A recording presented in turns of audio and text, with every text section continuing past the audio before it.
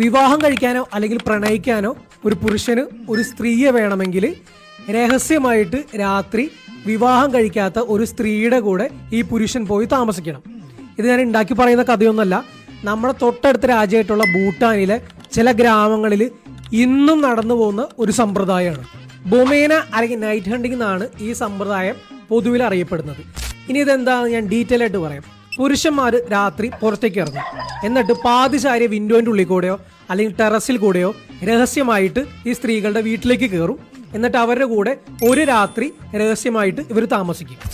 ഇനി എങ്ങാനും രഹസ്യമായിട്ട് ഈ വീട്ടിലേക്ക് കയറുന്ന പുരുഷനെ സ്ത്രീയുടെ വീട്ടുകാരങ്ങനെ കൈയോടുകൂടി പിടിക്കുകയാണെന്നുണ്ടെങ്കിൽ ഈ സ്ത്രീയെ ഈ പുരുഷൻ വിവാഹം കഴിക്കേണ്ടി വരും.